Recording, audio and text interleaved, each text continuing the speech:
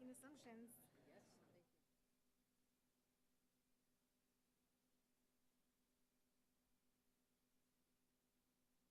thank you.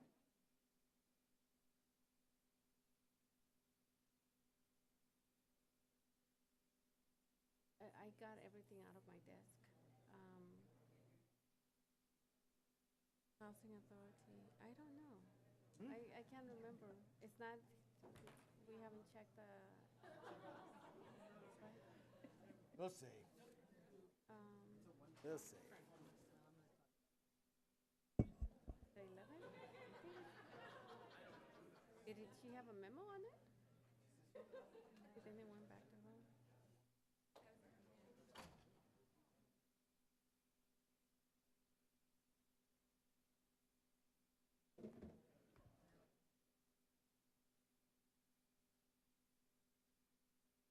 That's Marcella. She remembers finding something that.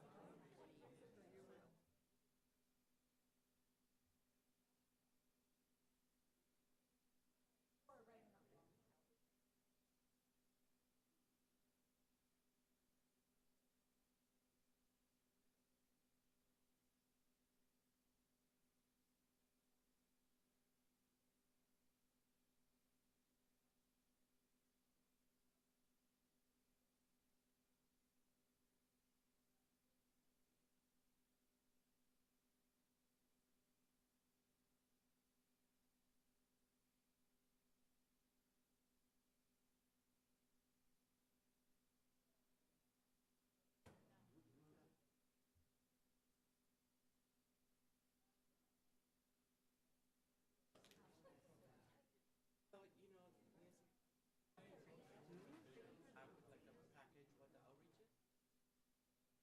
Letter is ready to go. No, no, I think it's gotten warm now. I didn't want to open up in front of it. You might need to have a party I to have to share stop with, at a gas station and get cold. but you have to share it with people because 32. I'll bring it back. And I'm giving a roller derby talk at the Watsonville chapter. You'll love that. Yeah, I'm looking forward to it. So I'm sure Alice is gonna be there. I think it'll slow us down. I don't mind bringing it down. The letter has been ready since the day after the council meeting. We are doing outreach. That's what we said I we can would do, and we're give doing you it. a report.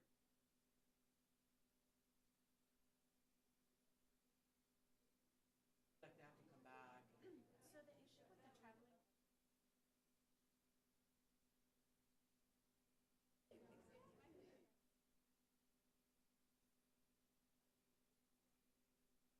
Downtown, like Strawberry Festival or something. Right. Is there a vendor? Correct. Like a taco truck showdown. Right. There may be a $50 entry fee, but we won't require anything because it's What does the ordinance say about that? doesn't, because it's a Okay, special I'm event. just asking. You It's know? a special. Here permanently, not one day. We could have a taco truck showdown. I mean,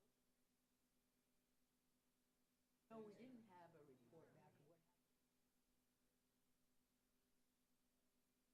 In 6 months, what Yeah, we should but do is it review disappeared it and because- say what happened though. yeah, it disappeared because by the time we got it done in August, I mean, we said we were gonna bring it back just to say what happened.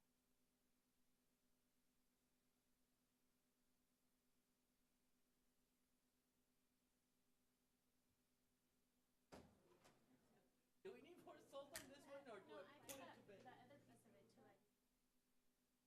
What are the bylines?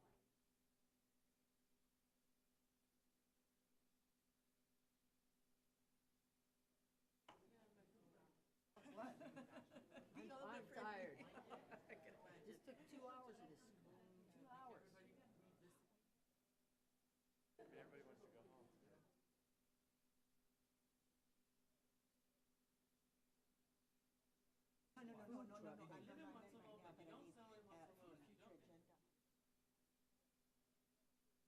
Possibly you should, because we wanna see that.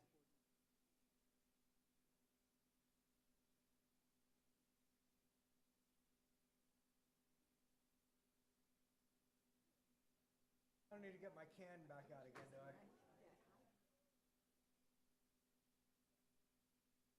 How are you? Good, how are you? I'm fine, thanks.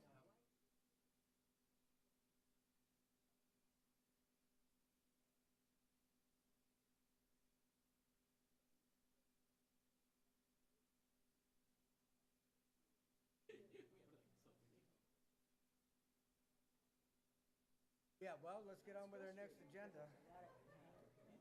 That only took 2 hours.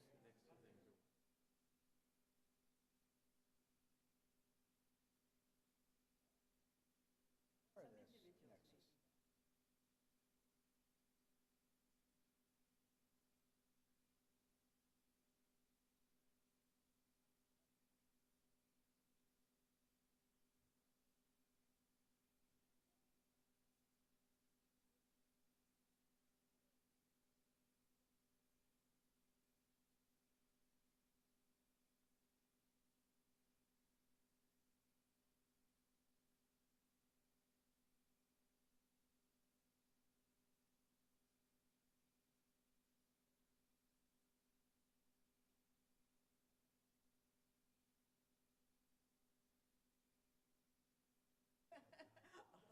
I mean, this,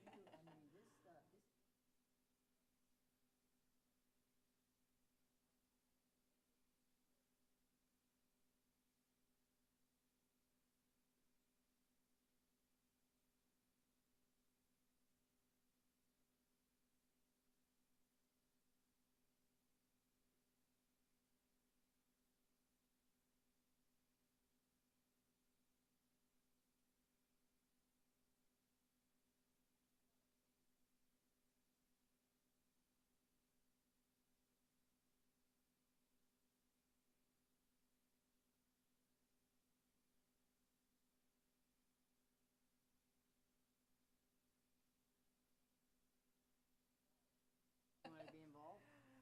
I could be, yeah, sure. Well, we'll have to see. Yeah.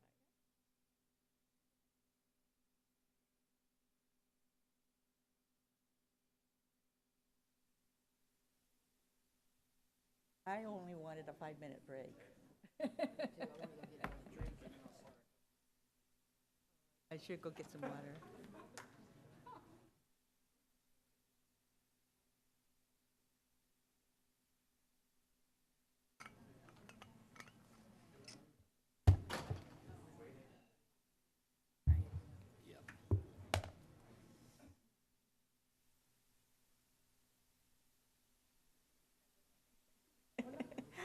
I had to look over to see who was there tonight. You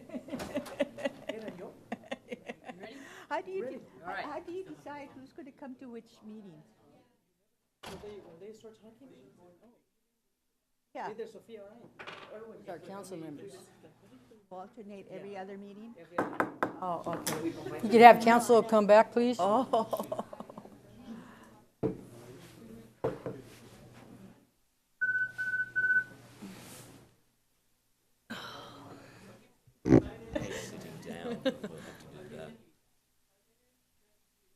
Okay, you got it.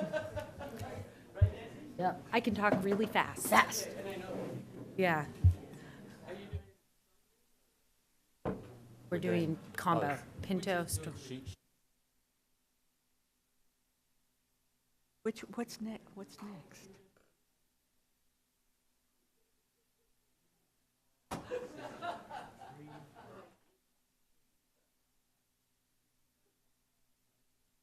Is the right decision, you know.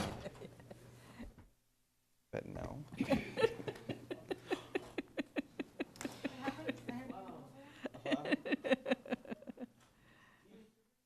didn't say your name. Okay, we are going to continue with our agenda. And the first thing I would like to ask Not lately. for a moment of silence as a San Jose police officer was ambushed and shot and killed just a few minutes ago, or a little while ago. And so if we could have a moment of silence for the officer in San Jose, please.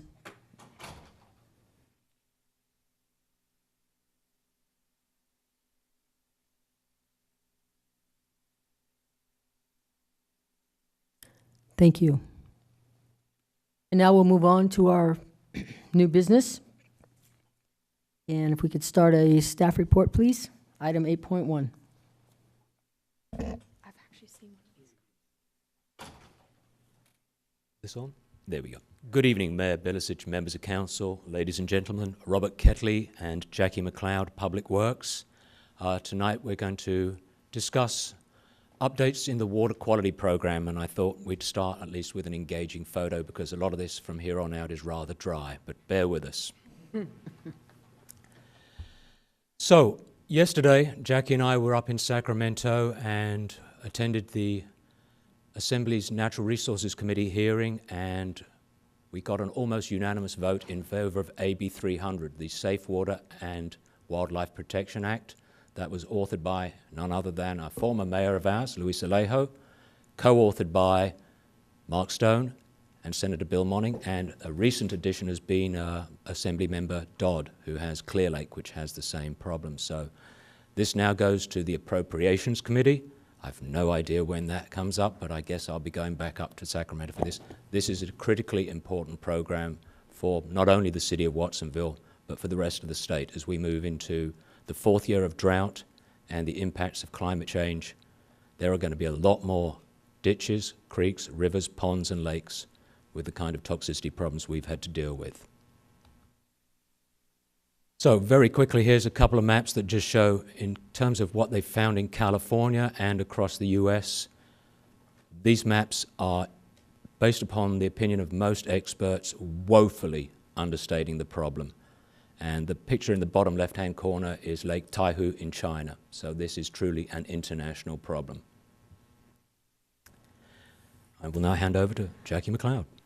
Good evening, Mayor and Council. So as you know, last year we submitted for a $750,000 319H State Water Resources Control Board grant, and we did receive it. So we're quickly closing in on our grant execution. June 1st is when we're hoping to start the grant. We're lucky that Councilmember Hernandez coined what our project is called, which is Clean the Green, and Pinto Lake is now known for this project name. So we've been working in this period before the grant on collecting more data. We've been working in the watershed with other partners, RCD and other agriculturalists who are going to help us clean the watershed up as well as the lake. So it's a comprehensive and a holistic approach. We've also are completing a coastal conservancy grant. No, not that, no. Where did it go? Well, I'll tell you about it since we Yes, don't have pictures, we'd and love I'll to be see it. really animated. So we are completing a coastal conservancy grant where we applied to remove carp from the lake. They are an invasive species, and what they do is they churn up the sediment at the bottom of the lake, which is causing the fuel, which is the phosphorus, to start the cyanobacteria blooms. We've successfully removed over 1.5 tons of carp, and we have one more event to still go in April. So that grant has been very successful. We've been working with Fish and Wildlife on that, and we're happy to continue that project and close it out. I think in 6 months we have to finish that invoicing.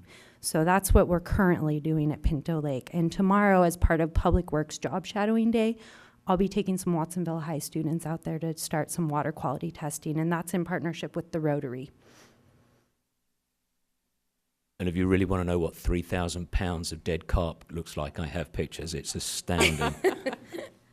So moving from Pinto Lake on to some issues regarding water quality. And what I wanted to do was set the perspective of what we're up against. And a few years ago, the Central Coast Regional Water Quality Control Board had a vision process, and they've come up with these goals. And I won't bore you with the details, but suffice it to say, they have a very aggressive agenda for the next 10 years, by which they're going to take and basically clean up 80% of the waters in the Central Coast region and have the remaining 20% on a trend towards cleaning up.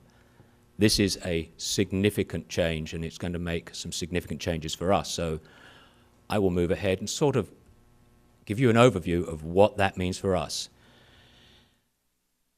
In 2013, the State Board came out with a new California Municipal Stormwater Permit. This is really the permit that covers all municipalities under 100,000 population, i.e. Watsonville, Santa Cruz, Monterey. We'd already had one from 2003. The new one had a whole load of new elements, and I'll quickly go through these. Dry weather monitoring, we now have to survey all our outfalls during dry weather. We have over 200 outfalls. Some of them we're going to have to bushwhack into. They've been behind vegetation for quite some time.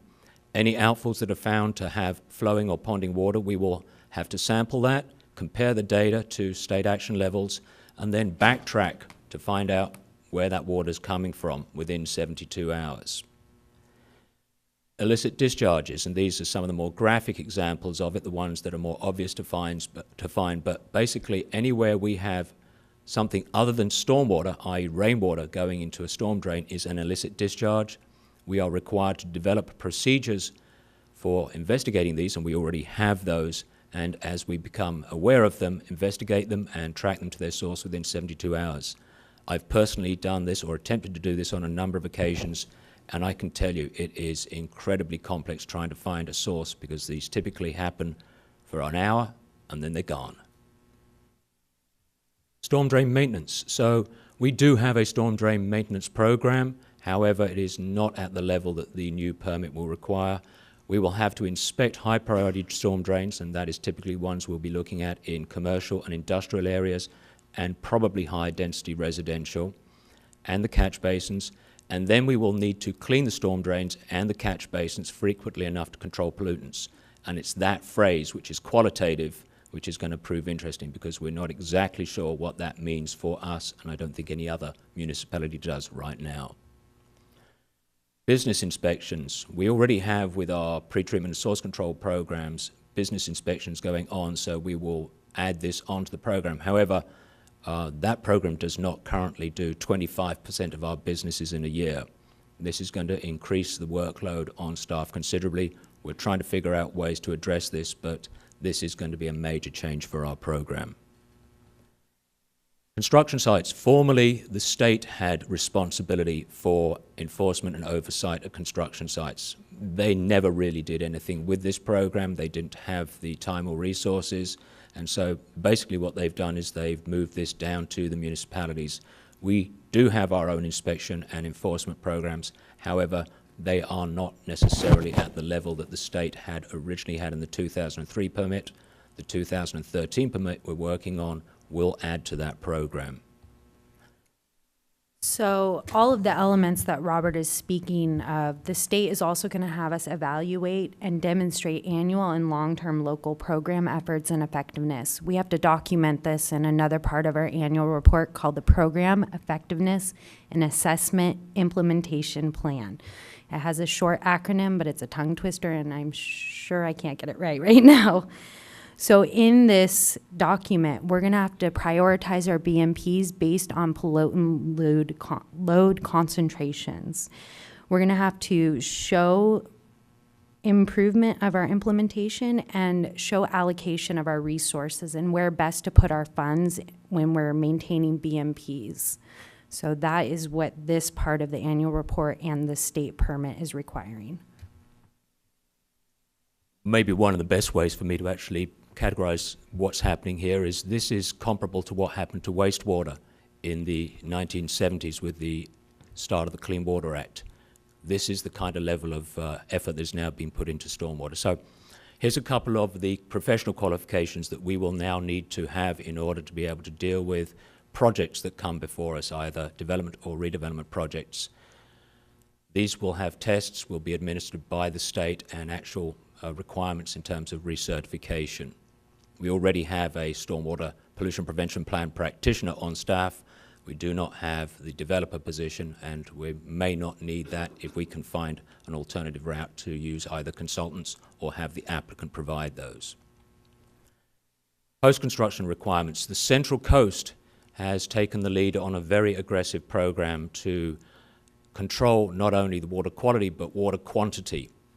It's actually an admirable program. I think it's an excellent way to address many of the issues that we're currently struggling with water supply and the drought. And what it basically says is a 95th percentile event will be, for the city of Watsonville, will be infiltrated on site. That's 1.5 inches of rain. So if 1.5 inches of rain falls on your property, that has to go in the ground, and that will prove challenging for a number of sites because of our clay soils. Here's something I actually think where we can do something creative, and I'm looking forward to doing something on this. We are required to mark storm drains. As you probably know, we already have buttons, and back in the 90s we even put stencils on storm drains.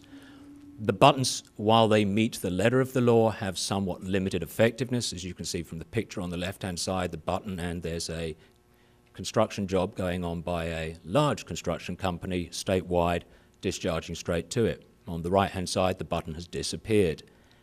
There is a way in which we can tell a story using art, and I would like to see if we can actually engage others in making that happen, but that'll obviously take a little bit of time. As you can imagine, some of the main issues in terms of water quality are pesticides, herbicides, and fertilizers, and we've already been working with our parks and recreation folks on trying to minimize the use of these materials, find substitutes and alternate practices. The bottom left-hand picture was one of our vegetation management practices at the wastewater, or rather the water recycling facility. Instead of going in there with Roundup, we went in with goats. Worked very well. Okay, this is where it gets rough. TMDL programs, total maximum daily load. Basically what this is each one of these bodies of water that I've identified here have a specific amount of pollution or contamination that they can handle without it affecting the biology, i.e. the fish, the plants, etc. The TMDL sets specific limits for everybody who discharges to that body of water. The City of Watsonville has those TMDLs set up, and we are being required to put together something which is called a Waste Allocation and Attainment Plan, WAP for short. We already have one for the Pajaro River fecal coliform, which is the picture on the right-hand side, a rather graphic demonstration of what it's actually about, and the rest of them we'll be working on this year. We have to submit those to the regional board by, I believe it's July or August of this year. 303D is a section of the Clean Water Act specifically relating to impairments to bodies of water, and what that basically says, if somebody has found a specific constituent or pollutant in the water that's above a certain level, action needs to be taken to determine if this is a real problem or if this was just an anomalous sample. If it is found to be a real problem, this will go on to develop a TMDL program, the program we just talked about. The regional board has required us to put together a monitoring plan for that list of constituents that you can see in front of you in those bodies of water. We submitted it in 2014, and we're waiting to hear back from the regional board whether or not our monitoring plan has met muster. And you will see Jackie McLeod at the bottom doing her part. Okay, take a deep breath, because this is one of the biggest issues that I think is going to be facing municipalities over the next 10 years, the trash and litter restrictions. It's called the Trash Amendments. Bottom line, the State Water Resources Control Board is concerned, as I believe we all should be, with the amount of trash and litter that is getting into the storm drains, into our rivers, creeks, into the Monterey Bay, and ultimately into the giant Pacific garbage patch. The current approach that they are considering will have one of two definitions of what trash constitutes. And the one I've identified in red I wanted to highlight, because if they identify anything greater than 5 millimeters in size as being a problem, this is going to be a serious issue for all municipalities to address. That's the size of the head of Lincoln on the penny. We will be working aggressively to try and find ways to do this. I've got some cost estimates for this, and it's not a pretty picture. The State Board meets on April 7th to possibly make a final decision on this particular issue, and I will be obviously tuning into that the bottom right-hand picture I just included so you would see one of the issues with plastic pollution. So many of the organisms in the ocean consider it food. It looks just like that jellyfish in the middle to most of the animals in the sea. And here's a pretty picture of some things that we're going to have to do, and we are already doing. The pictures on the left are our programs that are already in place: the street sweeping program, the storm drain cleaning program, our littering ordinance, and some of the infrastructure that we've got. This one is on the bottom of Kearney and Ford for trapping trash before it discharges into the wetland. The elements on the two pictures on the right-hand side are the kind of things that we will be required to install through what they call priority pollution areas in the city, and that's high-density residential, industrial, and commercial areas. I'm estimating somewhere between 250 to possibly as many as 1,000 storm drain inlets. That's the top right-hand picture. Will need to be fitted with these. They're at about $1,000 a piece, and probably 10 to maybe 25 storm drain outfalls will require full capture devices, and that's those SOC devices or similar systems at the bottom. Estimate total capital costs in excess of $1 million for this. Last but not least, this is all important stuff. This is nothing that we can ignore. This is a problem in urbanized areas, and I'm hoping that as we work through this, the state will allow us to figure out ways to make a community like Watsonville, with its significant constraints in terms of funding, do the right thing without creating a budget nightmare for us. That concludes the presentation. Thank you. You have City Council questions. Councilmember Dutra? Excuse me. Who's going to pick up the cost? Would it be the city for all these implementations? The city will have to pick up the cost for the majority of those. I'm hoping we might be able to find some grant funding for specific elements. And do you have a estimate of how much you think it's going to cost us? If I was to, based upon the stormwater program, the TMDLs, the trash, I think we're looking at least $500,000 a year, and over the 10 years that the regional board is looking at their vision statement, that would equate to $5 million. And I don't know if you or Marcella knows the answers to this, but where would we be getting that money for that $500,000 a year? That is a question that I have had discussions with people on. Nobody has been able to come up with a magic wand. What I suspect we're going to have to do is go to the public and ask for support on this. So some sort of like, we're going to probably do a rate increase already with Chromium 6 and, you know, doing our new piping revitalization in our community. Is this something else we need to add on to it? We will, and because some of these elements, the litter one would be associated with our solid waste activities, we would Can we tie them in? I think it'd be easier if we tied them in, you know, for the public at least. I understand that. I think we're just going to have to sit down, look at each one of these elements and try to figure out the most effective way to put these together, because there are some elements that are clearly trash related, some that are clearly water quality, some may even have potable water aspects. Yeah. And we'd have to look at that. Otherwise, we're going to probably end up with a significant ticket on one particular utility, and I'm not sure that is the way to go. But I'm hoping with our new street cleaning approach that we'll be picking up a lot of the stuff that, you know, is probably going down in the drains right now. It makes me very sad to see this. I mean, we live in a beautiful area here and on the coast and in the Paro Valley, and to see so much trash go through the drains like that it's a little shocking. And but we need to do something about it, because this, you know, like you said, just goes out into our, you know, our oceans and lakes, and it's a big problem. The bigger problem is you trying to convince, you know, where we're going to get the money, or trying to convince the public to, you know, we have to go out and do another campaign. So, thank you. Is this part of Chromium 6 too? This is in addition to? This is separate from Chromium 6. Yeah. In addition. In addition. You talked about removing 1.5 tons of carp. How many, that's 3,000 pounds of those little fish out there in Pinto Lake. How many more are out there? They're not exactly little fish. We have an average size of between 10 and 15 pounds a piece.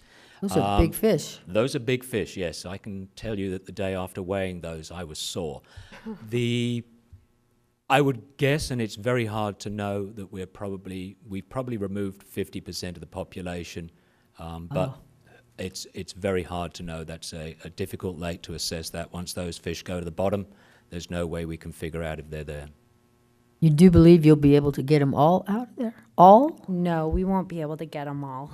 We have no way of surveying all the fish in there. We're doing our best to capture as many as possible given the constraints of the grant.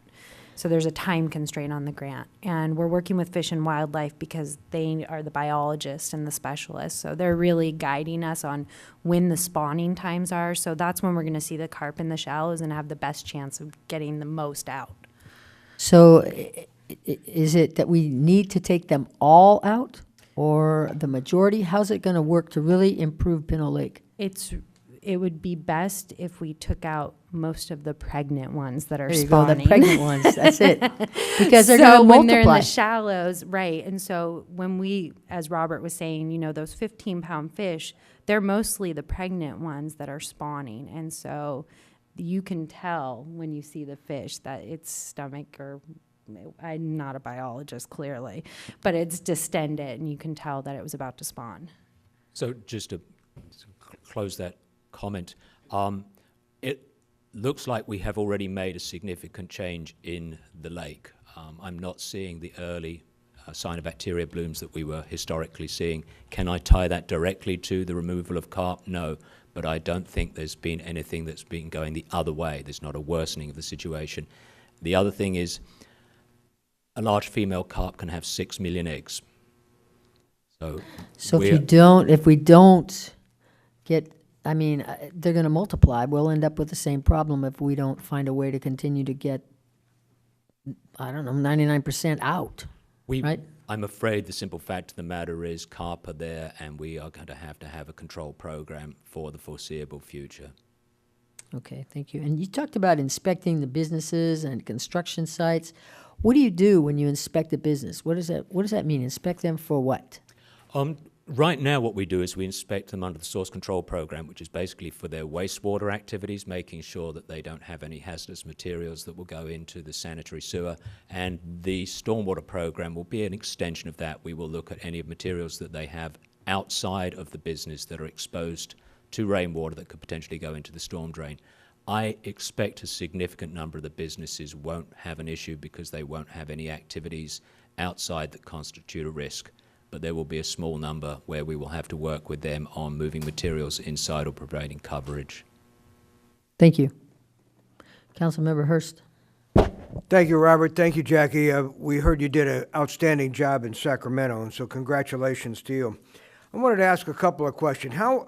We've got homeless on the agenda a little later on. How big an issue is fecal chloroform and trash left by campers in the waterways?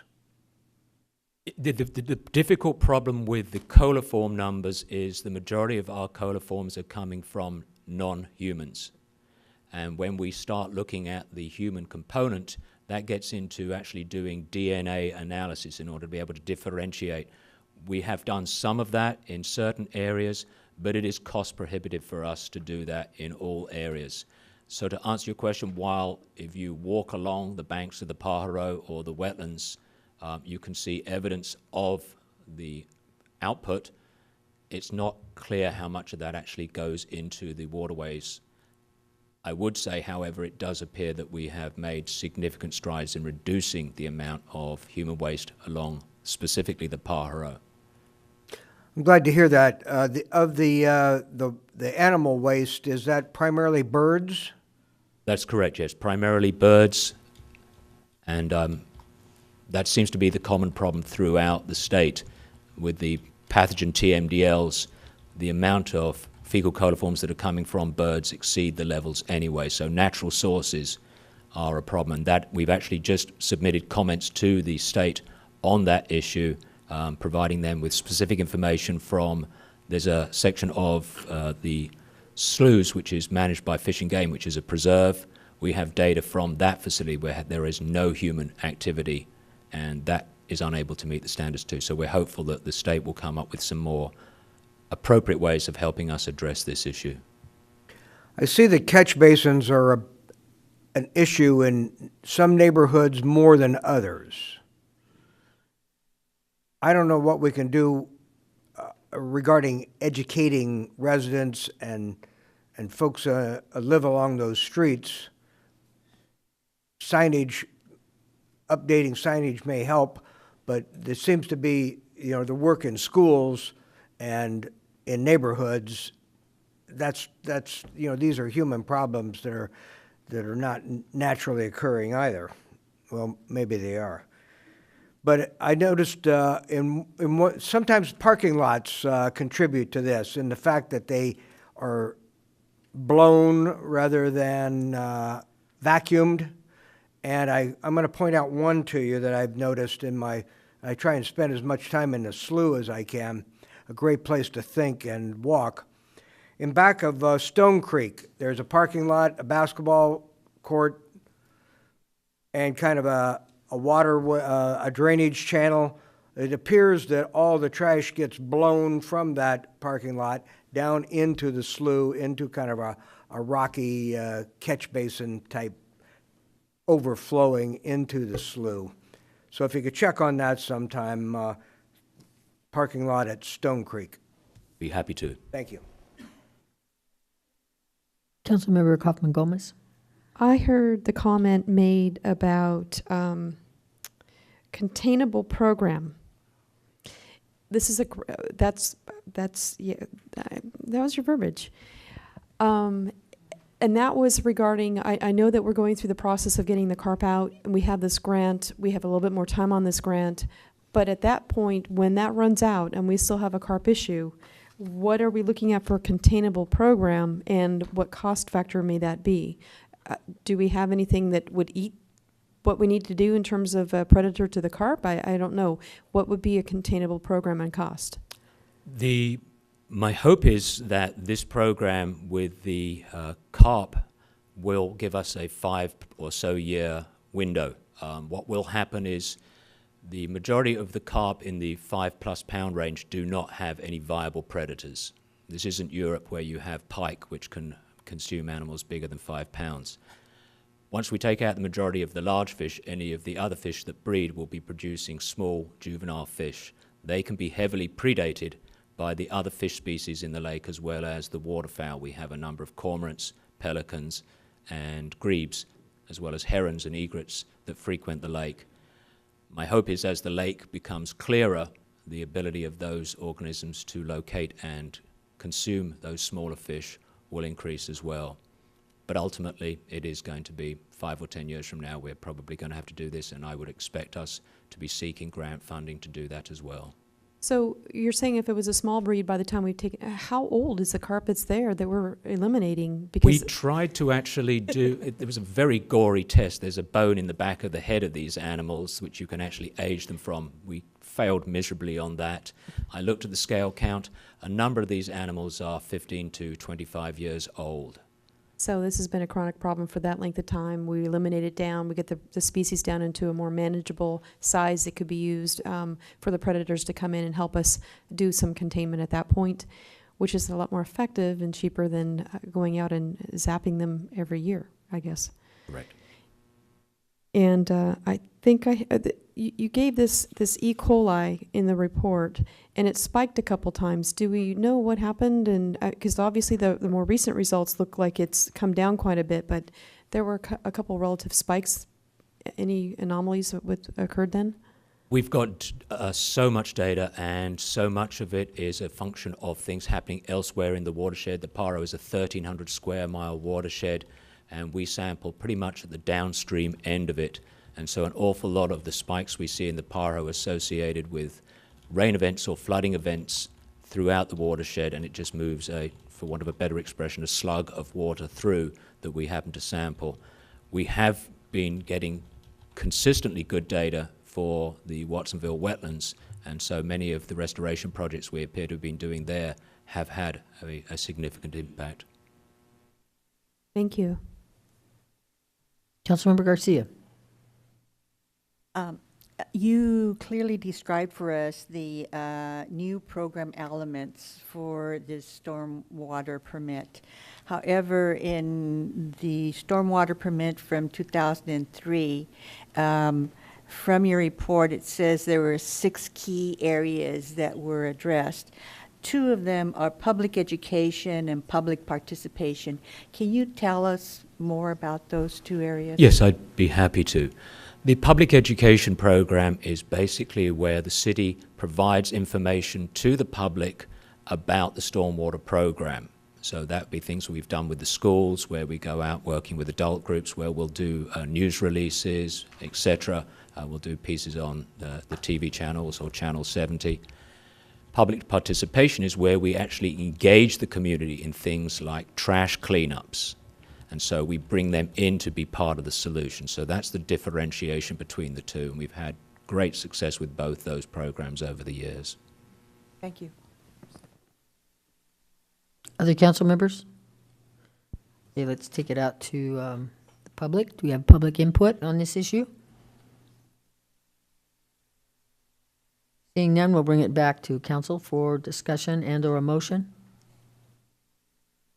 Councilmember Hurst. Well, I think the big question is, yeah, this is a good thing we need to do, but who's going to pay for it? How are we going to pay for it?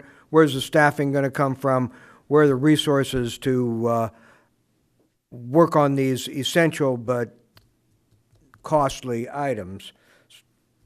So with that, I would move the resolution. Item E. So we have a motion and a second.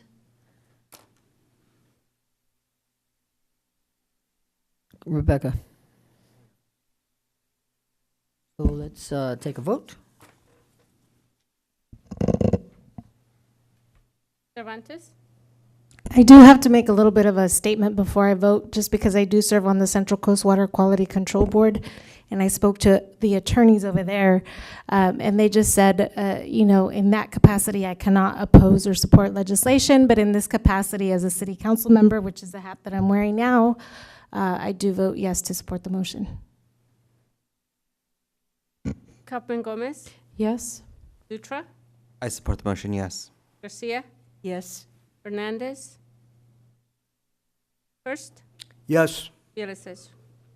Yes, and I hope that we find some kind of a grant to pay for this, and I compliment our assembly member for writing this. I think it's really important, and it's a good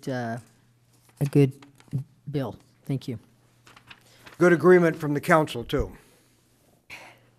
Okay, moving on to item 8.2, Strategic Plan on Homelessness, presentation by Robin McKean, United Way of Santa Cruz County.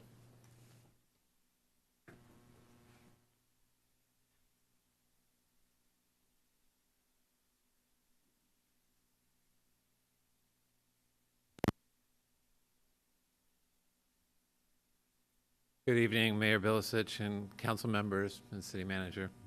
My name is Doug Mattis, and joining me here is Jackie Ventura. We are administrative analysts with the Community Development Department. For the last year, we've had the distinct honor to work with the Santa Cruz County-wide Long-Range Strategic Planning to End Homelessness Committee. It's a long committee name. After countless meetings, great community inclusive workshops, and lots of meaningful ideas and discussions, examining the homeless situation, not just in Watsonville, but county-wide, we are pleased to submit our final report to you this evening. This committee includes representatives from most of the homeless services agencies in the area, county staff, city staff from Capitola, Scotts Valley, Santa Cruz, here in Watsonville, and is chaired by Capitola City Manager Jamie Goldstein. Earlier today as well, this plan was presented to the City of Santa Cruz and our County Board of Supervisors. A little bit of background on it. Homelessness is a complex and multifaceted, debilitating human experience with tremendous and unnecessary cost to the homeless individual and to our society. Many organizations and groups in Santa Cruz County are committed to reducing and ending homelessness. It was recognized that to be successful, we must all coordinate and implement best practices based upon shared understanding. This plan represents this effort in our community and joins many others around the country using what works to end homelessness.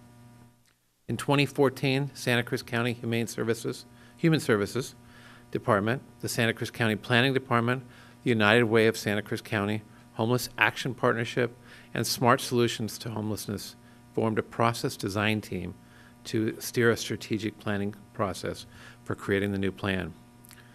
All In reaffirms the ambitious goals of the original 10-year plan to end homelessness, while expanding our scope and commitment to aid our most vulnerable residents, who, unsheltered, will be found throughout the county, north and south, urban and rural, sheltered and unsheltered.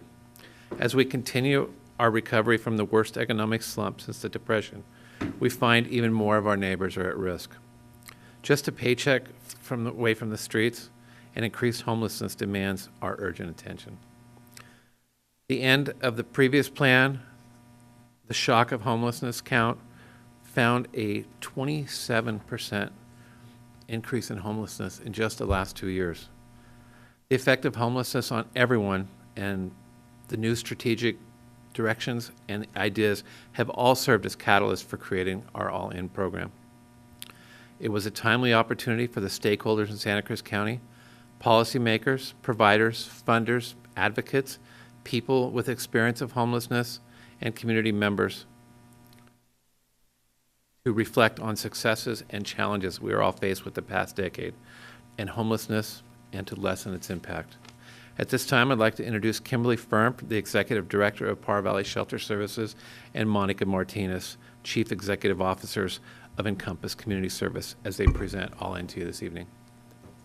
Thank you so much, Doug. Good evening. Allow myself to introduce myself. My name is Monica Martinez, and I'm the CEO at Encompass Community Services.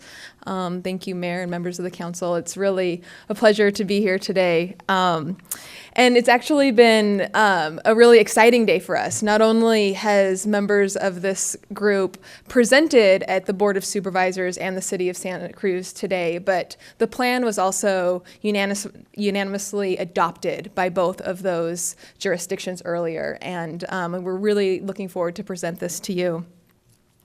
So, as you heard, over the last year, over 300 people from cross sectors with diverse voices, with various, acting as various stakeholders on this issue, have come together to create the All In plan. Collectively, we were able to create a vision that you see before you. Our vision for this plan is to create access to stable and safe housing for all people to have incomes to support well-being, that we're able to have culturally competent services, and that our community is able to meet basic needs and lead dignified lives. And also, I think there's something really important to share, which is that this plan really represents a shift for this community. For the last 30 years, what we've been doing is managing the issue of homelessness. Somebody's in need, and they access services, and we're able to meet a basic need, but we haven't been focused on ending homelessness. And so this plan was a community-wide effort to make that shift so that every person who enters a system of care, every person who's in need, the solution for that person is ending their homelessness. And so that's what you're going to see represented in the plan today. Oh yeah, thank you. Thanks. So how are we going to do that? To create this plan, we had to juggle a number of priorities. The first, just the most basic piece is we wanted to make sure that here in Santa Cruz County, we were implementing evidence-based, solution-oriented solutions for our plan. We know that when it comes to homelessness, there's a lot of ideas, there's a lot of like, here, why have we tried this? Let's do this. We don't want to do that in Santa Cruz County. We want to implement what is proven to work. So we made sure we used that data and that research for our plan. We also really wanted to focus on priorities and strategies that had various timelines, right? So you'll see in our plan that we have strategies, some of them that are for the next 2 to 3 years, some of them for the next 6 to 7 years. That way we can stay on track and continue to measure our outcomes. We are a part of a national movement when we created this plan. The federal government is really setting the direction for how they hope that communities address the issue of homelessness.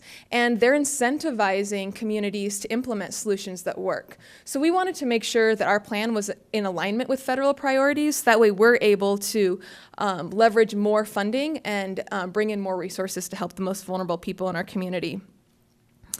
We don't want to just throw services at the problem. We want to make sure that we're doing system change, long-term system change. So that way we can actually break the cycle of homelessness and poverty for folks today and in future generations. And finally, this is a plan that serves as a roadmap for our entire community. We've had a lot of resources, we've been doing a lot of work, but it hasn't been coordinated. And so this is a plan that we can all rally behind and start taking steps in alignment in the same direction.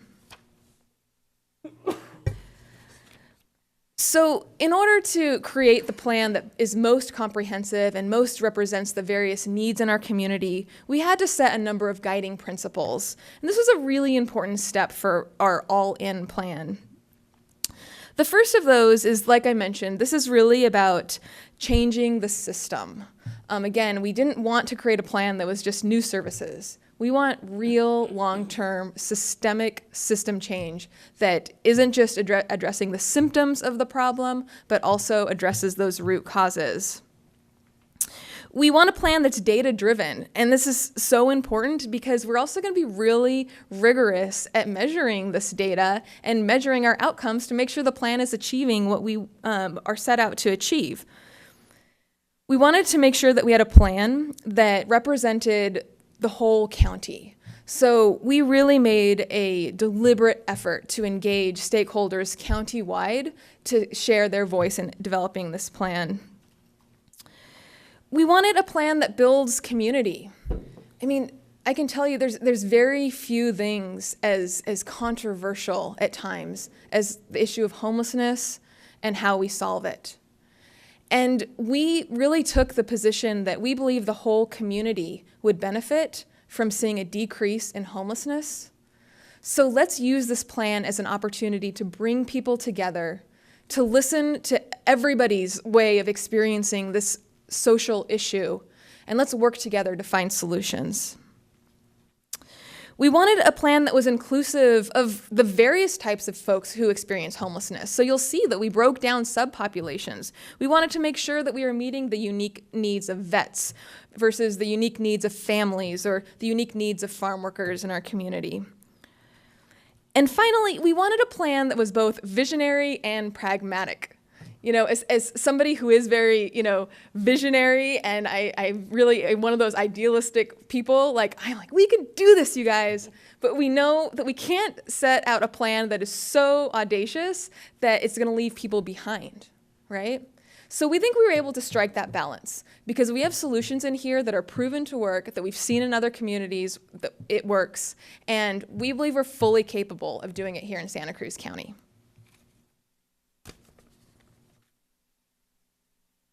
So our process for developing the plan, like I mentioned, we had over 300 people participate in this process. We started, months and months and months ago, engaging stakeholders.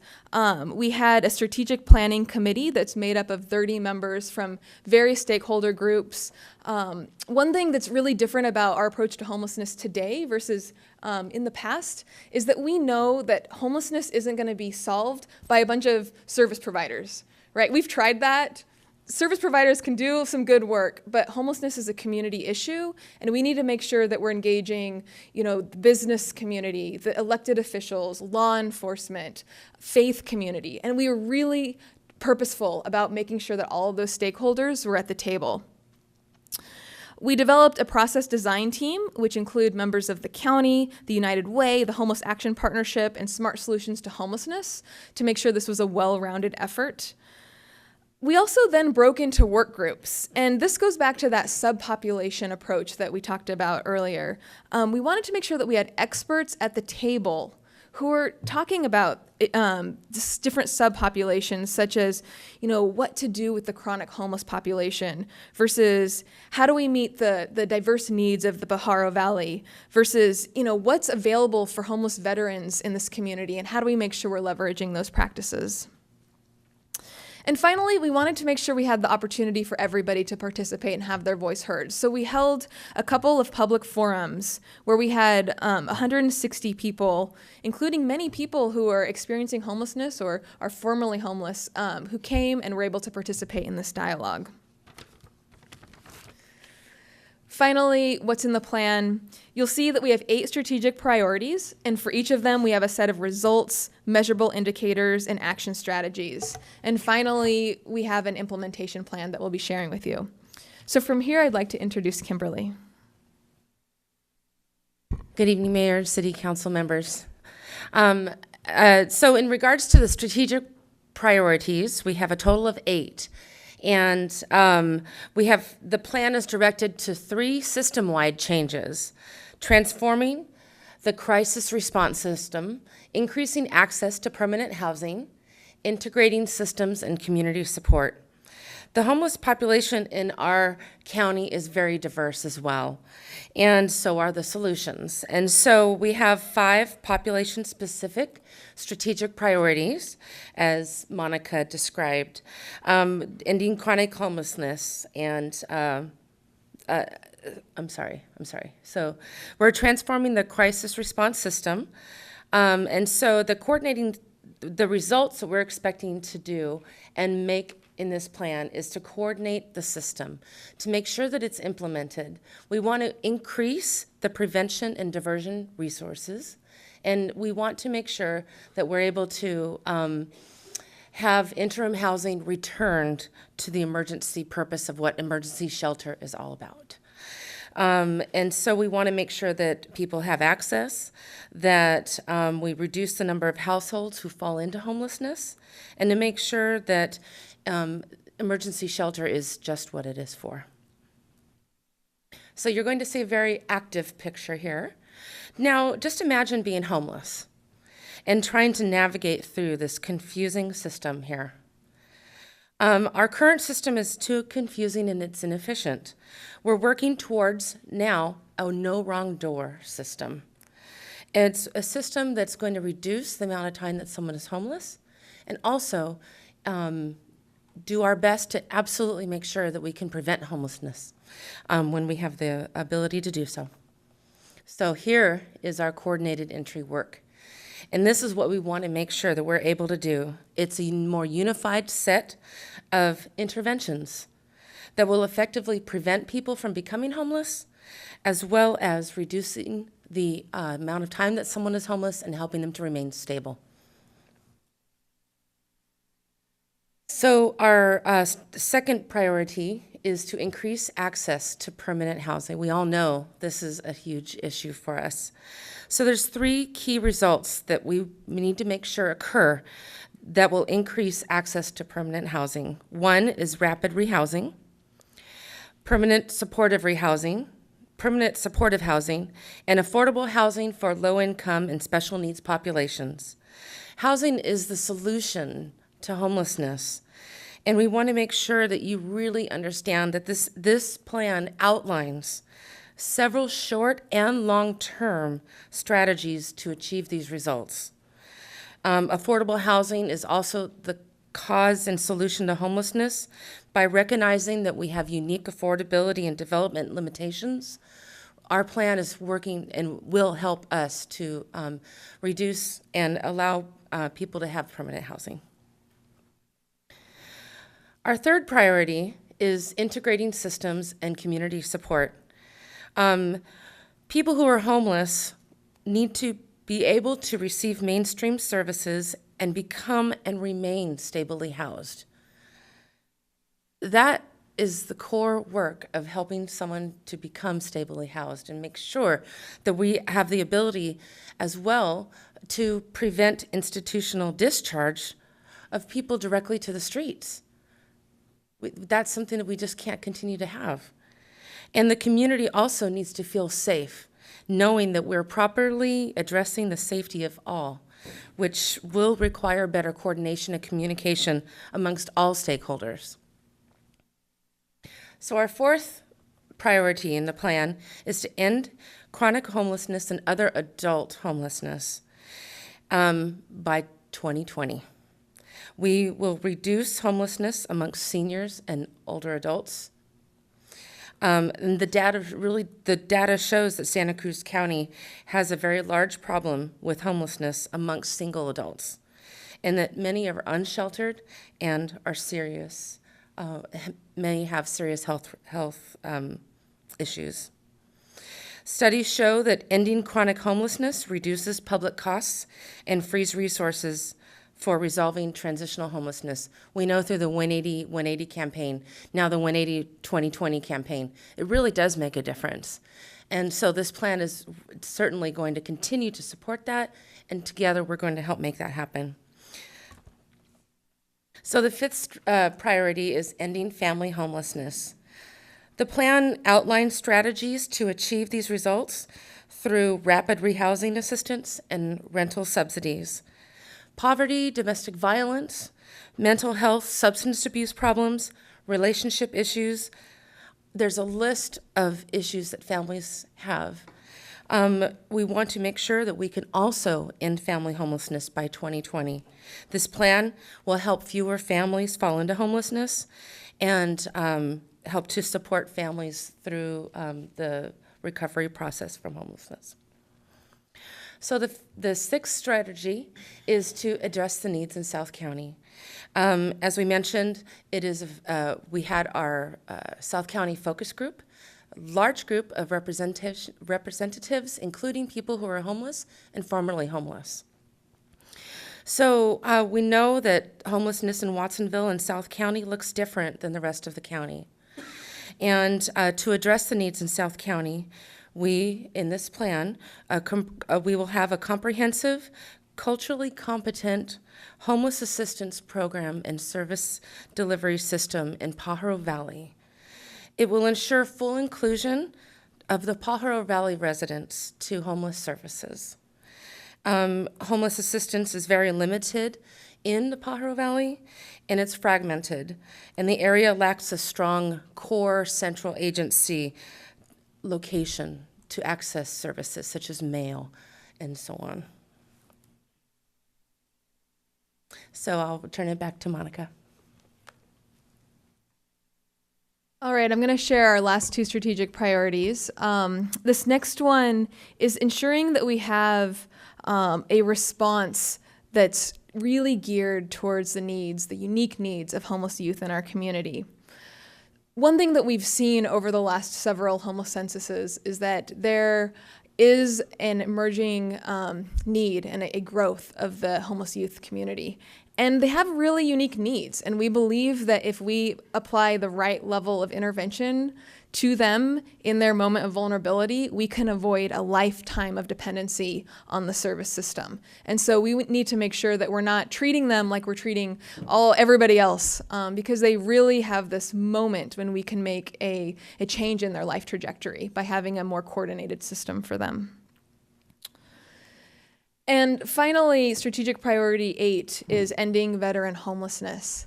And on this note, I really want to thank members of the Watsonville City Council for joining in on the Mayor's Challenge to end veteran homelessness by 2016.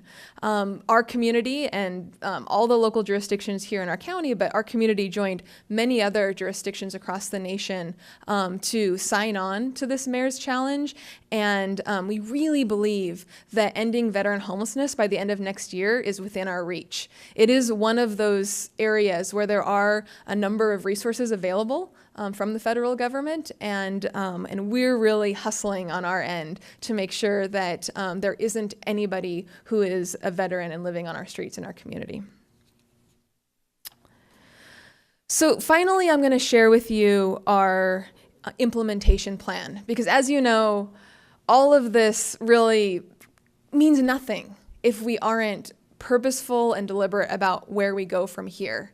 And we're taking this part very seriously. The first key to our plan's implementation really is the integration strategy. So we're thinking about, who's all the players involved and how do we coordinate them in a better way? So that's looking at the Homeless Action Partnership, Smart Solutions to Homelessness, other stakeholders, and thinking about, what's our ongoing coordination and collaboration effort to keep this plan alive and making sure that we're continuing to measure our outcomes. The second piece really is related to coordination. And I'm sure you're hearing a theme through the plan, which is that coordinating our various resources in our county is the only way that we're going to be able to make a dent in homelessness. But it's not just on homelessness. I know recently you guys have heard a presentation on youth violence prevention. There's also a countywide effort focused on decreasing substance use in our community. There's also a strategic plan in the works on treating mental illness and really our behavioral health focus in our county. All of these issues are interlinked, right? We're one community. And so we've been really working hard to make sure that as we take a step forward with our plan, we're doing it in alignment with the other strengths in our county and making sure that we're coordinating our effort so we can actually make a dent in this. The next implementation piece is staffing.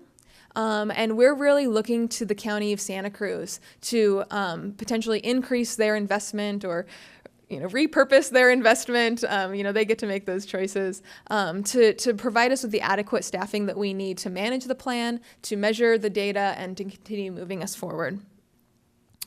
We're also looking at aligning our resources. I think that's a huge piece of the coordinated entry effort. It's that basically all resources are on the table. If you have a smart coordinated entry program, the person who's most in need of their particular intervention gets it, right? And we're all in. And so that's a key message of this plan is leveraging our resources. And that final piece is the data and evaluation piece. And as I mentioned earlier, we're really committed to rigor and evaluation and holding ourselves accountable, holding our community accountable to meet our outcomes. And, as a leader who's managing a number of services in this community, this is so important to us and how we do our work. Because if we're spending community resources or our time and our energy and we're not seeing the outcomes that we think we should see, we want to know that so we can keep adjusting, keep improving, and keep growing. Because really, this plan, it's a tremendously exciting moment for Santa Cruz County. This plan is changing the trajectory of the way that our county has addressed this huge issue for many years. And we're so excited, and we hope you'll join us to be all in for this plan. Thank you. This time, do we have, do you want to go ahead? I'm sorry, before the council discusses your awesome presentation, I really did want to introduce to the council our two analysts that have been working on this really hard because they're not the usual staff that you see here.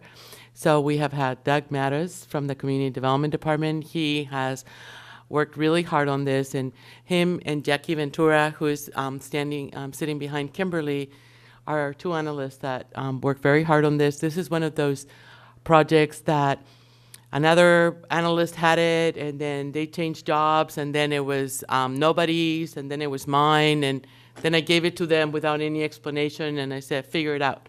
And they did an awesome job, so I just really want to recognize them. Thank you. And if I can just echo that, thank you to the both of you. And from, a partner's perspective, it doesn't feel like there was a gap because these folks came to the table and participated fully and contributed, and we spent many, many hours together. And so I just want to thank you so much. It's been a huge contribution to the plan, and you see it in the plan. Thank you, Doug and Jackie. Council questions. Council Member Garcia. Yes, I have 3 questions. I want to go specific to the plan, starting with strategic priority 7 about the youth. A few months ago, there was an article in the Sentinel about youth homelessness. And for Watsonville, they used the criteria of youth living in multifamily homes, that is 3-4 families in a home. But there's no mention of that in your plan, and I just wondered why. So there are a number of definitions to homelessness.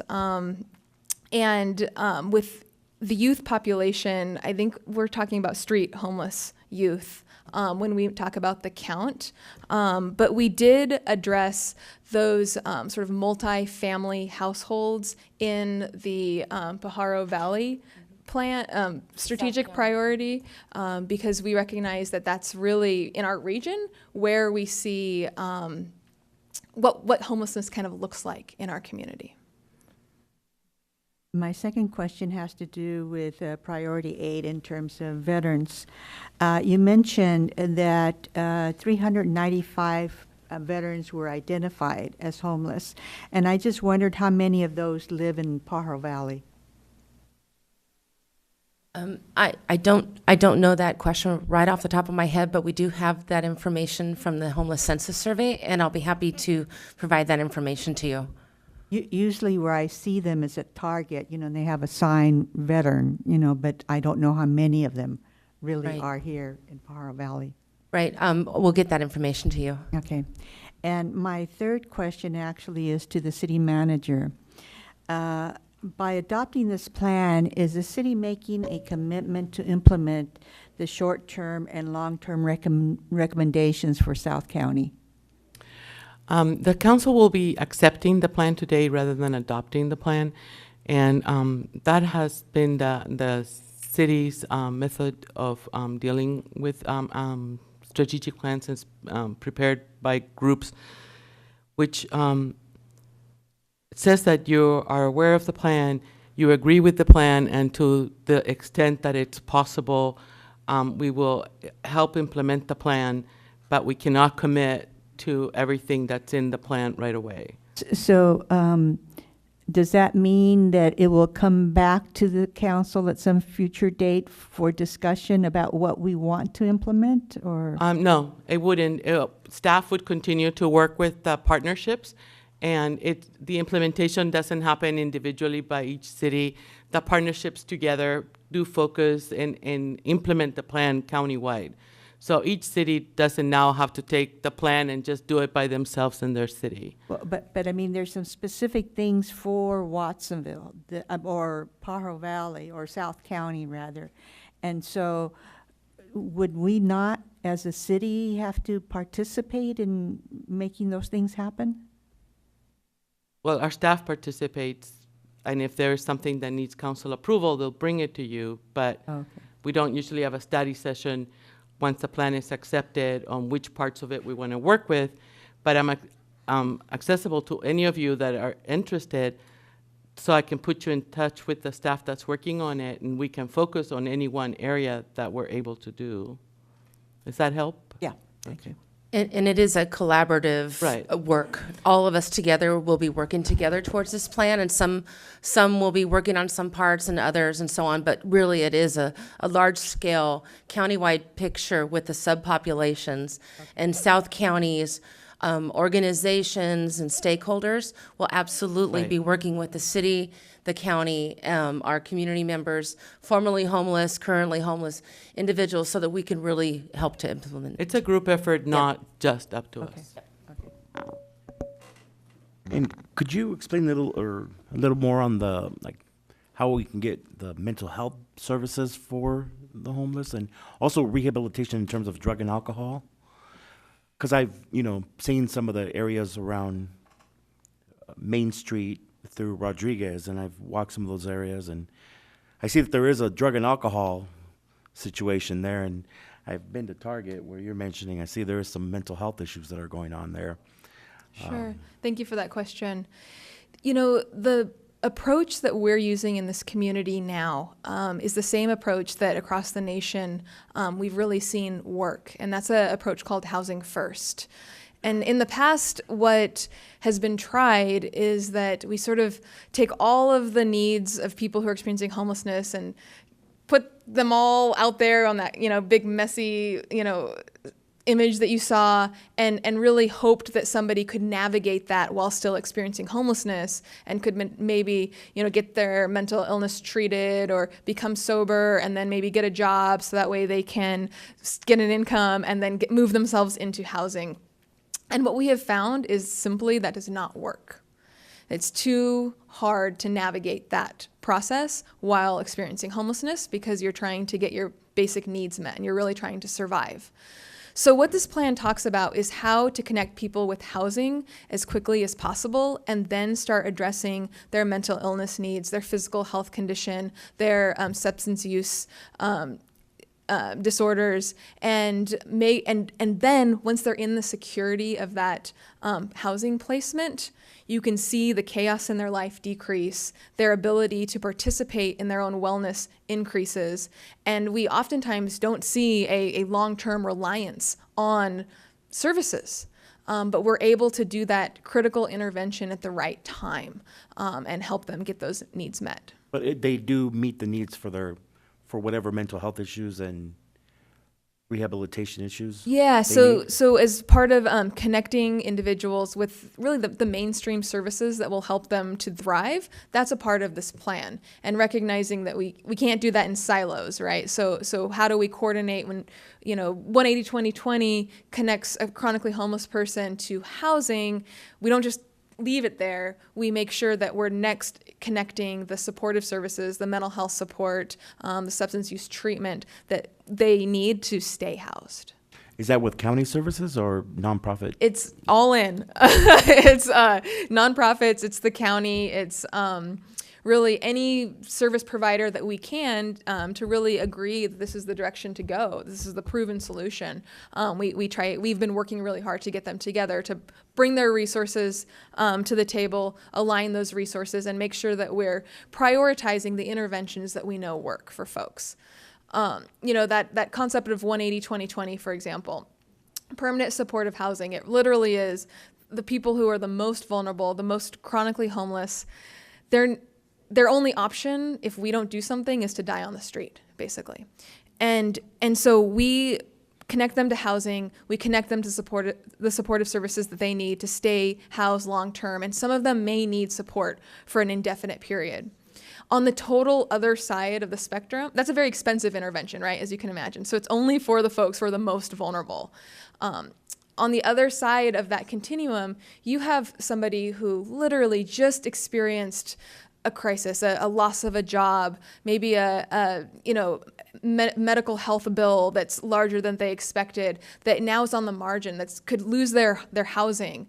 And this is where we use the intervention called rapid rehousing or homelessness prevention. And we just provide a little bit of rental assistance for the short period of time and potentially eliminate their need to even enter the homeless system at all. And it's just a little small investment at that time. And using the coordinated entry system, it helps us to make those decisions because we don't want to apply the most expensive intervention on somebody who really just needs a little intervention, right? And we also don't want to do a little intervention on somebody who's racking up hundreds of thousands of dollars in emergency room visits and ambulance rides and police calls, right? Because those people maybe need a more expensive intervention.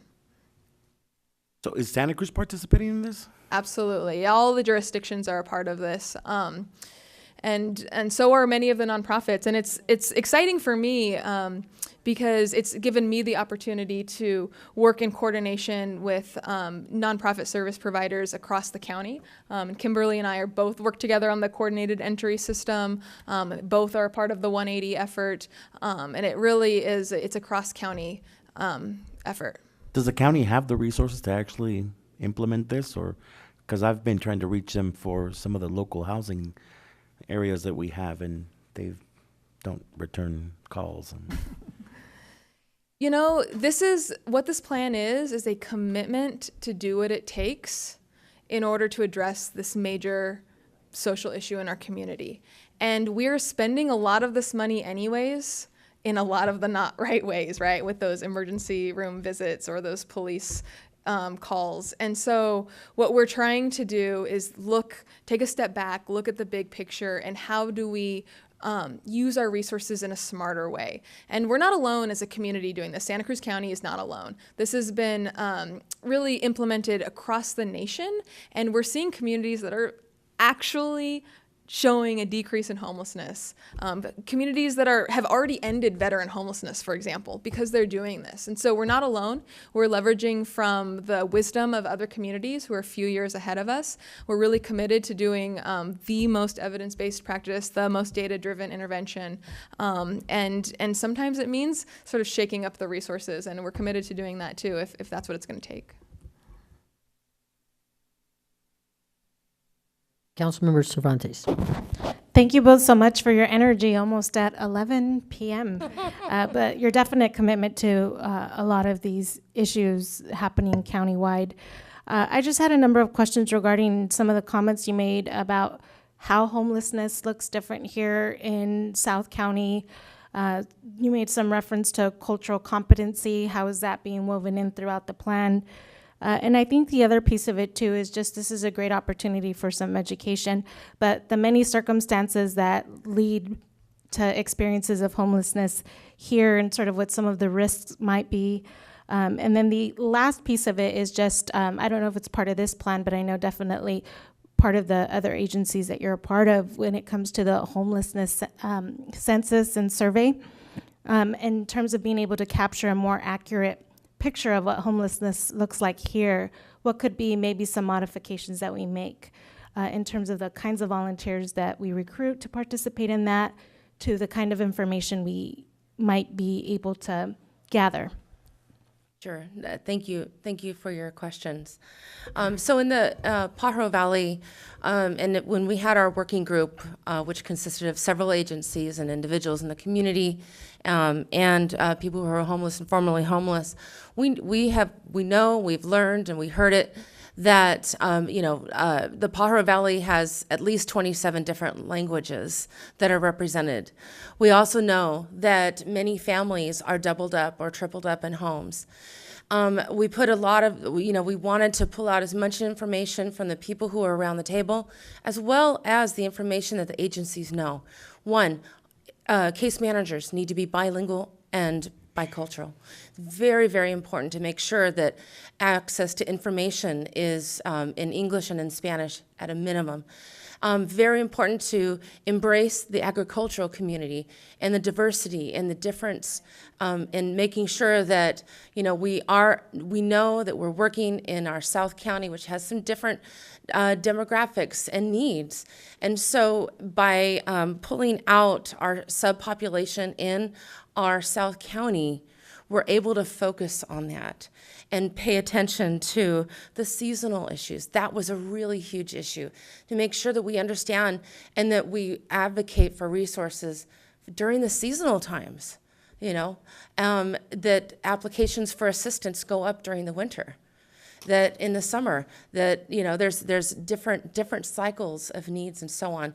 And so those are the things we wanted to make sure were represented, and that as we move forward with working to end homelessness and to prevent homelessness for our South County residents, we really needed to have that representation, because it's who we are down here. And so those are just some of the examples of the things that were brought out. We've got a ton more that were pulled from the working groups.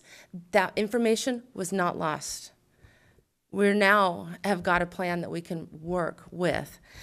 So in regards to the poverty level and the unemployment and, a variety of different issues that we have in the Pajaro Valley, our plan will certainly work with our stakeholders so that we can make an excellent actions to make a difference to end homelessness, regardless of what language you speak, where you come from, how many families you live with in a home, access to information, access to resources.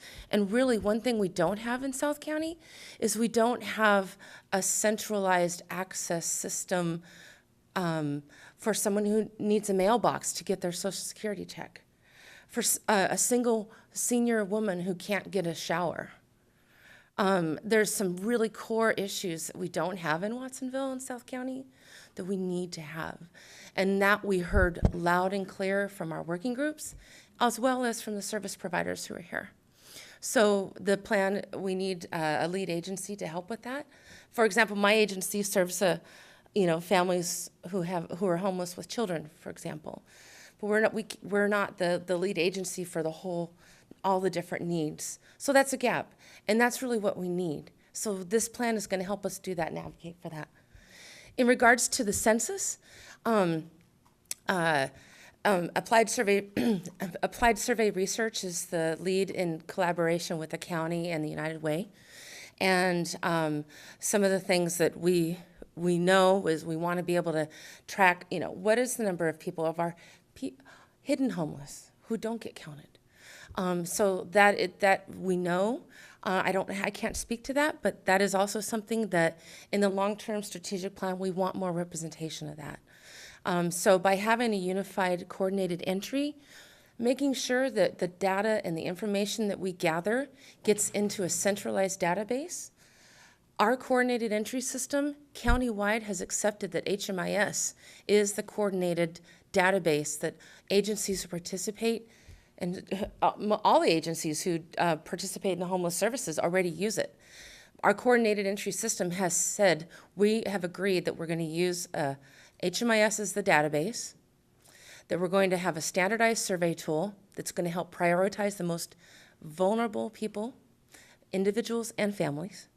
And so this is a huge system change for us to make. And so in regards to the talking points on the gaps in the homeless census and the different definitions of homelessness, that was brought up as well. So we have that information documented, and we do feel confident that we'll be able to address that. Thank you. Other council members, Councilmember Dutra. Hello, hello, ladies. That's late. Thank you for being here. Thank you, everybody, for being here this late. And I'm going over such an important issue here in our community. I just see, even driving around, how it impacts us. And the other day, I was able to go on a ride along with a police officer, and he took me back to the camps down along the sloughs, which just blew my mind. I didn't even know they were there. I was really, really just shocked. So I think what you're doing is a good service to our community. I also am looking forward tomorrow to see the Pearl Valley Shelter Service, and also I'm looking forward to being participant in your run on Mother's Day. Mm-hmm. So, and I hope everybody else in our council will also join them for their Mother's Day run. Thank you. So there's a couple things that I wanted to say, and I wanted to talk about a little bit what Councilmember Hernandez said about with the mental health. And I know we want to offer homes for everybody, but when we're dealing with the mental health, a lot of times, I mean, will they stay put? I mean, will they stay in the homes that or the places that we provide for them? How are you going to address that? Because when you do look at a lot of people, and as he says, you go to just the Target, you can tell that some of the homeless are dealing with mental health issues. And so to me, that's a real big difference between a mother who lost her job and is with two kids who wants to get off their feet and has the mental capability of doing so, and has the urgency to do so. How are you going to address that mental issue aspect? That's my first question. I have another one after that.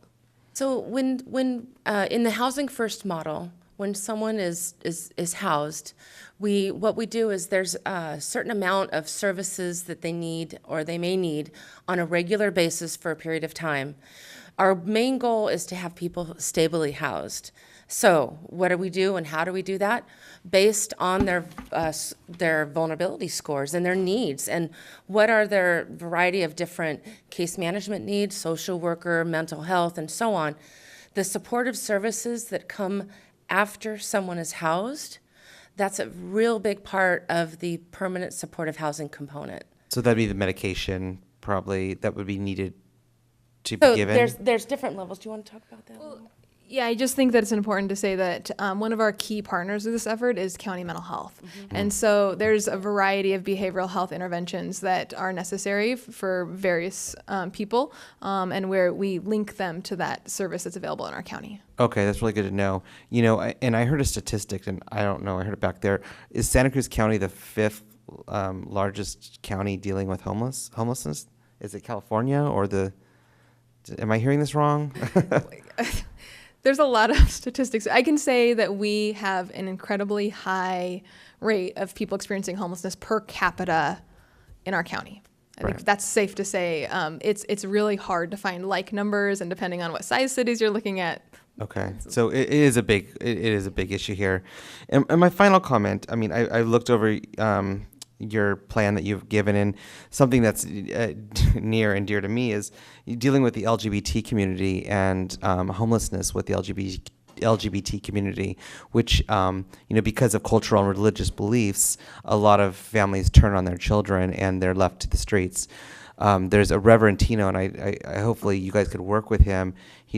He's on your committee. Perfect. And he was on the South County subgroup. This makes me really happy because, I mean, I know he's working with, we had a conversation with him the other day about, the kids that are out there right now who have been put out into the streets because of their parents not being able to come to acceptance of them being either, gay or lesbian. So I would really encourage that to be brought into this as well. And I appreciate it. So thank you. Councilmember Kaufman Gomez. I hope to try and be brief on this one. Your housing stakeholders, as it is now, we know that there's such a shortage of housing for people that are working, that are, looking for something that's of an affordability basis. How are you engaging the stakeholders to really believe in accepting your tenant, your situation, over others in terms of them already having job placement and better security in terms of being able to do the rent situation? So landlord education is very, very important. When it comes to a permanent supportive housing program that has case management that comes with the client, that's one of the ways that we're able to navigate and communicate with landlords. The 180-2020 program has housing navigators who do just that. Develop relationships, educate landlords, do the outreach, and help to bridge that communication gap.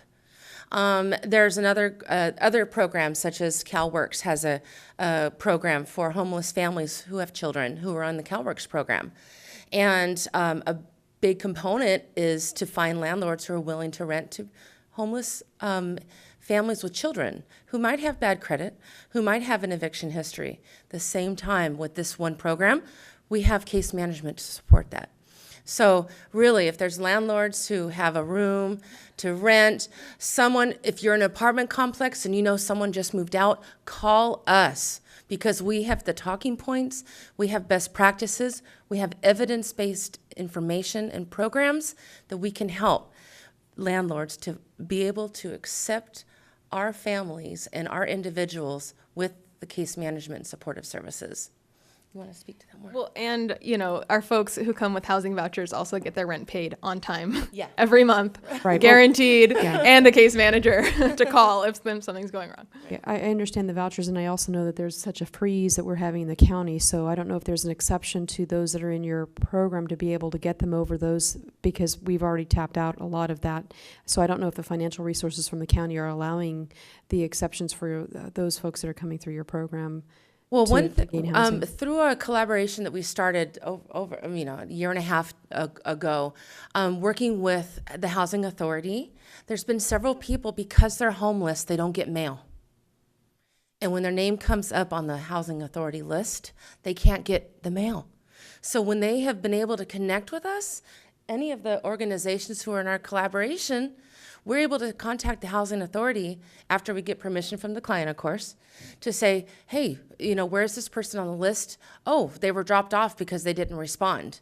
We've been able to work with Housing Authority, and they have allowed homeless individuals and families to get back on. So that was a huge step. Good. And one other thing worth mentioning, just an example of the type of system change that we're talking about happened through 180-2020 and the Housing Authority just about a year and a half ago when we went to the Housing Authority and asked them to do a prioritization mechanism for the folks who we identify as the most vulnerable in our community. And at this point, they have allocated 120 housing vouchers for this population for the exact reason that Kimberly talked about, because these folks otherwise don't have fair access to these housing vouchers. And one key piece is when we talk about sharing resources is that at this point, it's not the vouchers that we need for our folks because we have folks who have vouchers in hand. It's the case management support.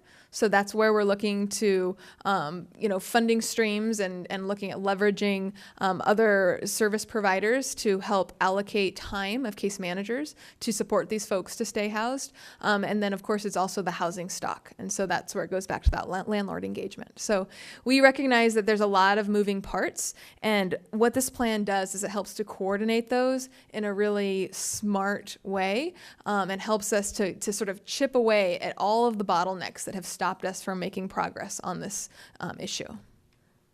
Thank you. Councilmember Hurst. Thank you. I'm glad to hear such a coordinated county-wide plan. Is there a connection with Monterey County just across the river? Because I know this issue doesn't just stop at the river. I hate to be the bearer of bad news. This is a plan that really was Santa Cruz County focused, and we're leveraging best practices from across the nation, but this really was an effort that was spearheaded through our local continuum of care effort, which is a county-wide effort that helps our county bring in the funding from HUD, the federal government, and the sort of barriers of that, the borders of that is Santa Cruz County. So that's really where we're starting. But I think that that's an important point that we can talk about. It's a big issue and a lot to bite off. Let me ask one more question. I'll just speak to that one more. In the Pajaro Valley Work Group, and we know as service providers in Watsonville that it is a bridge. And if we can see it as a bridge, that's a really important paradigm. So that is something we want to make sure that we're able to embrace and not see it as a boundary. The bridge is a bridge, and we want to make sure that we're able to do that. So it was brought up at the Pajaro Valley Working Group.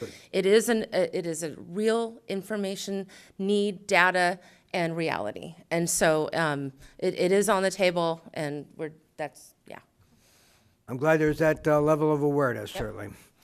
Let me ask one more question then. You sat through some of our previous agenda items.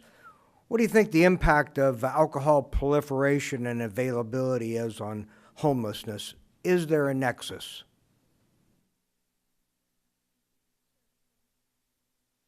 This plan is about building a healthy community.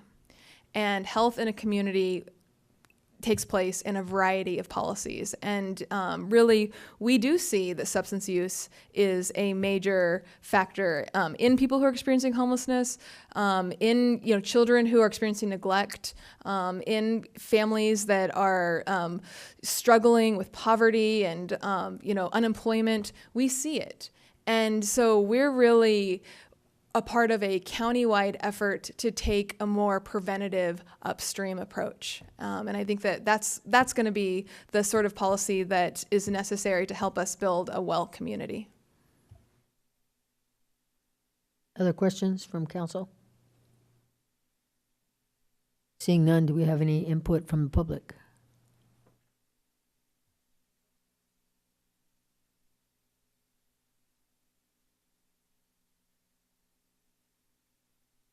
Hello, I'm Lupi Rivas, and I'm on the school board. And I'm glad United Way is doing all these great planning, but we're in the second year of our LCAP plan for our district. How have you coordinated and communicated with Pajaro Valley Unified School District about what you're doing so that we are coordinated and we're working toward the same goals? Thank you for that question. The Pajaro Valley Unified School District was at the Pajaro Valley Working Group. Richard Puente was there, and he also brought Nina and shared the collective impact model, which is similar to the coordinated entry model that we're planning for the strategic plan. And he brought the statistics and data in regards to the number of children who are considered homeless. It's about 2,990 something, and who are doubled up, tripled up in homes. And by him being around the table, really helped to share the importance of sharing data, to have databases that can talk with each other, and so that we can coordinate that. So the Pajaro Valley Unified School District, we appreciate their time around the table, the input, the speaker, the information, and the different definitions of homelessness. The McKinney-Vento versus the HUD definition. So I hope that answers your question. Thank you.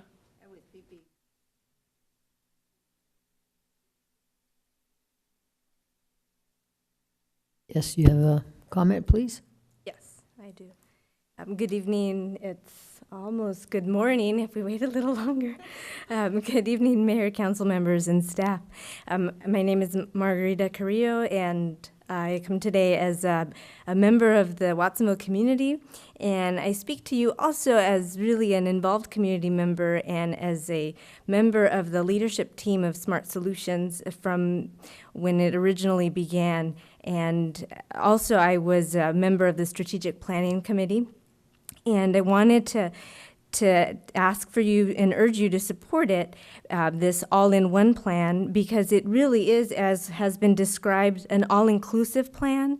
And I'm glad that a lot of the questions have been raised, and the presentation was really thorough, and I really appreciated a lot of the elaboration, because it really does explain a lot of the planning and the communication and the connection that went into it, and particularly the question that was just raised, because it really is important for you to be aware that many people were involved in this process, and it was thorough. And the plan itself is just a few pages, but it truly is a synthesis of the many hours and hard work and dedication of all the community members that were involved in this process. And I wanted to really applaud the efforts of all that were a part of it, but especially the United Way and the HAP and the county, because the process was extensive, and everyone that went through this had to go through a certain amount of training to understand what we were embarking on. And we really had that opportunity to say, is this too much, and can we handle this? Because it was the results-based accountability model that we were being introduced into. And that was different than what had been done before. And that was really important, because something that was not mentioned, which was really important, is that the previous plan did not involve a focus with the Pajaro Valley Working Group. And so that is something that's really important for you to be aware, is that the working group, which was mentioned several times, but it didn't exist in the previous plan that was developed. And so that was something that it is really important, because of the recommendations that are coming out in this plan. The fact that the recommendations include a true focus on what are the needs of the Pajaro Valley as part of the entire county, that those are part of this synthesis. It's really important for you to know that there was true thought and emphasis put into that plan, and that the true dedication of everyone involved. And so all those elements come together to these fine pages and hard work. And in the end of it all, it's just a few pages, and it truly is just a summary. But I really implore you to think about it tonight, because at the end of it, there's a little piece kind of in the middle, but at the end of your thoughts, and as you ponder the plan and how you're going to decide tonight, really think about some of the main reasons, because we truly are a community that knows. And as a county, we know what it takes to respond to crises. We know what 1989 meant to this particular community, but we know how we've come out of that and how we've risen as a community. But let's really look at what some of the main factors are that cause people to go into homelessness. They are eviction, they are foreclosure, they are joblessness, they are underemployment, they are domestic violence, and they are being a runaway or a throwaway, or they are a health crisis. And so what these are, they can be divisive, but they can also be things that can help. If we work together, they can help us become a stronger community. So as you ponder the plan tonight, please consider that these can be real issues, just as were discussed in part of the meeting today with some of the other items that were on the agenda. They can be real issues and close to people's hearts. And these issues are truly part of the community as they were tonight. So thank you. Thank you. Any other comments from the community, public? Seeing them, we'll bring it back to council. I Any move other final approval comments? to accept this plan. I'll second the motion. I have a motion to approve the plan. And we have a second. Call. Cervantes? Carmen Gomez? Yes. Dutra? Yes. Garcia? Yes. Hernandez? First? Yes. Yelisaich? Yes. So we have accepted the plan, and that's, That's a yes from me, too. yes. But let me also thank Monica and Kimberly and Jackie and Doug. Thank you very much. Thank you for all your hard work. That's and what you do in our community. Thank you so much. The gate downstairs is closed, so you need to follow a staff person to get out. Okay, thank you. It opens up. It opens. It opens.